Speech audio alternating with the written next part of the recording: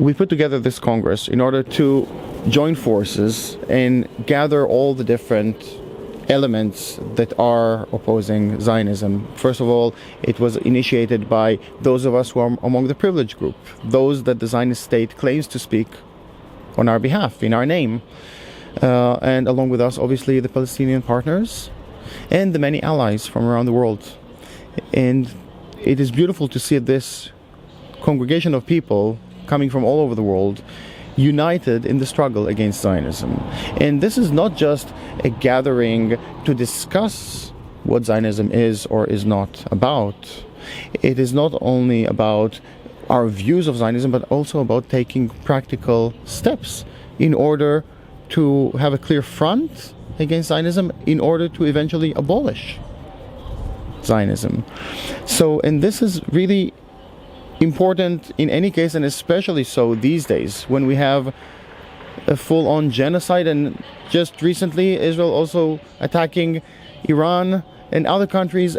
We are at a very, very crucial moment in history where we have to join forces. We know that the fascist forces are united. We also need the anti-fascist, anti-Zionist forces to unite, to get together in order to move forward with the practical steps that are needed to abolish that system of oppression, domination, and terror, to fight that beast and be successful in this struggle. Unfortunately, the politicians, our elected officials, are not doing the bare minimum. They're not doing their job.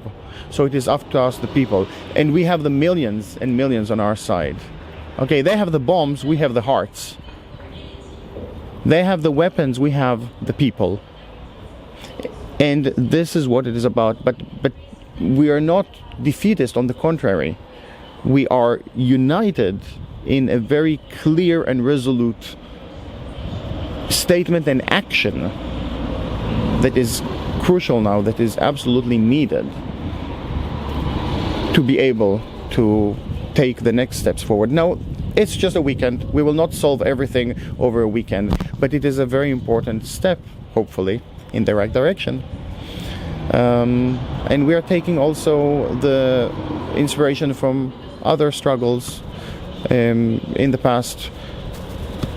We are not inventing anything new. We just need to join together in order to be able to do this work. So I obviously care about my family in Palestine, also known as Israel, and I called them, and I, wanted to hear that they are well and that they are taking care of themselves. At the same time, we had a very clear statement here at the opening of this day of the event, condemning in no uncertain terms, condemning the Israeli assault on Iran, which is reckless, which is devastating, which could very easily escalate to an all-out war.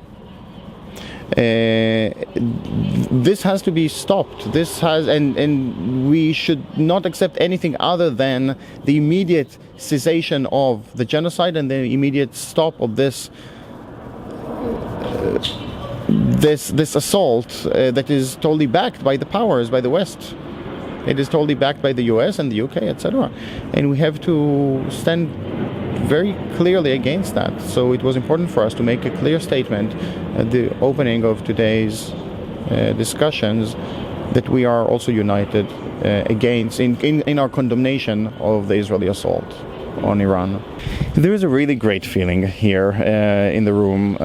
Basically, wonderful people who share the same conviction, the same, people with a heart and with a moral compass get together to do something that we believe in, to do something that is crucial for humanity at this point. This is not just a struggle for Palestine. This is a struggle for humanity. As simple as that. And so there is a really great energy and a really great feeling in the hall. And the people here come from all backgrounds. There are many people of Jewish background. Some of us are religious, others are not. And obviously people from all over the world, as far away as Indonesia and Australia and Canada. I would have loved to see more people from Latin America. I know that it is difficult to do because it is financially difficult to do, and we did not have the resources to allow for people from faraway lands to come here, and we will do our best to make it possible maybe in the next meeting, or maybe the next meeting could be in Latin America. I don't know. We will have to see about that. But it is really wonderful to see the mix of people here who are united behind their humanity and the need to stand for what is really important, especially at these times. I think that in order to be able to be victorious in this struggle, we need both the political aspect and possibly also an intervention to stop the crime that is happening as we speak in Gaza and now also in Iran, for that matter. Now, I do not seek military solutions. I seek the opposite of that. But as was needed in previous horrible genocides, including what was happening here in Europe 80, 90 years ago, there was a need for a military intervention. Okay, or at least a kind of a peace force, a UN peace mission that will be there to guard the people of Gaza, to make sure that they have the bare necessities to sustain themselves. And this is crucial, and this has to be implemented. At the same time, that in itself will not solve the problem. To solve the problem, we need much more than that. And what we are seeing these days is that the whole political landscape is changing. Israel has exposed itself for what it was all along. Zionism has exposed itself as the mask is off now, and we're seeing Zionism in its basically monstrosity. Okay, Zionism is showing itself. The mask is off, and it is showing its true nature, which was there all along. And in these moments, the people of the world, and also more and more politicians, are starting to realize that they need to change their tune.